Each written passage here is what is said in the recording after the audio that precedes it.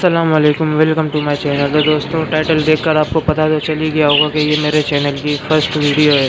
तो दोस्तों, इस चैनल पे आपको ऑस्ट्रेलियन पैरोट से रिलेटेड सारी इन्फॉर्मेशन दी जाएगी। पैरोट जब बीमार होता है तो उसको क्या करना चाहिए, उसके फूड की हर एक इन्फॉर्मेशन आपको इस चैनल पे बताई जाएगी। दोस्तों, आज ये मेरी पहली वीडियो है, तो आज की वीडियो में मैं आपको मेरी कॉलोनी का पूरा सेटअप दिखाऊँगा। मिलते हैं कॉलोनी के अंदर।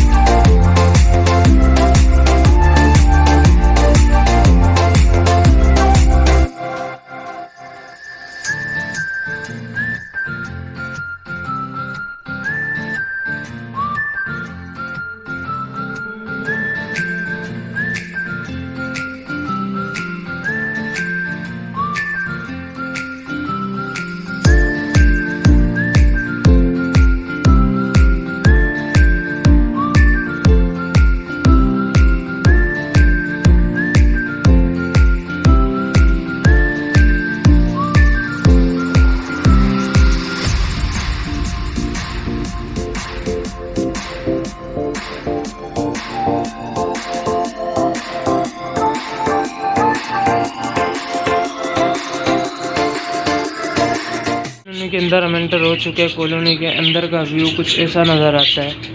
अगर मैं आपको नीचे का पोर्शन दिखाऊं तो मेरा सिर्फ पहले यहाँ से लेके वहाँ तक का इतना मेरा केज बना हुआ था। यहाँ पर मैंने जाली से बाहर फ्रेम पूरी बना दी थी।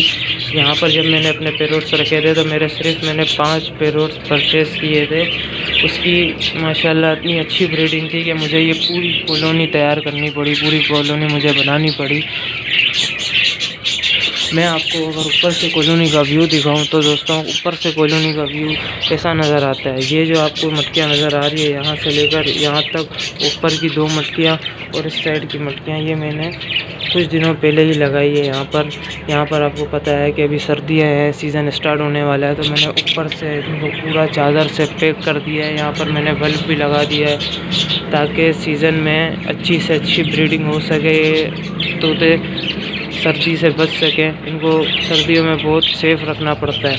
तो दोस्तों, अभी मैं आपको सारी मटकियों का व्यूज़ दिखाता हूँ।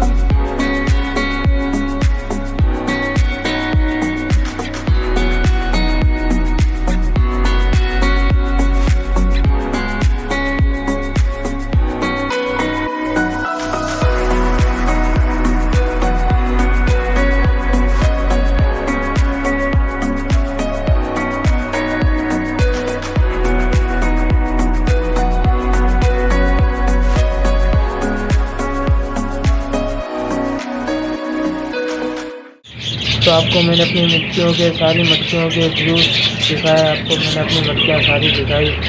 ब्रीडिंग इस वक्त काफ़ी स्लो है, इसकी ये वजह है कि अभी सीज़न नहीं है। जब सीज़न होता है तो इनकी ब्रीडिंग काफ़ी अच्छी हो जाती है। दोस्तों, आपको मैं अपने चैनल में इनके फूड से रिलेटेड, इनकी ब्रीडिंग से रिलेटेड, इनकी हेल्थ से रिलेटेड सारी टिप्स बताऊंगा। तो दोस्तों, आप इस चैनल को सब्सक्राइब कर लो। अगर मेरी वीडियो आपको अच्छी लगी हो तो मेरी वीडियो को लाइक करना, शेयर करना और मेरे चैनल को सब्सक्राइब करना। आज की वीडियो के लिए बस इतना ही, मिलता हूँ आपसे नेक्स्ट वीडियो में। अल्लाह हाफिज़।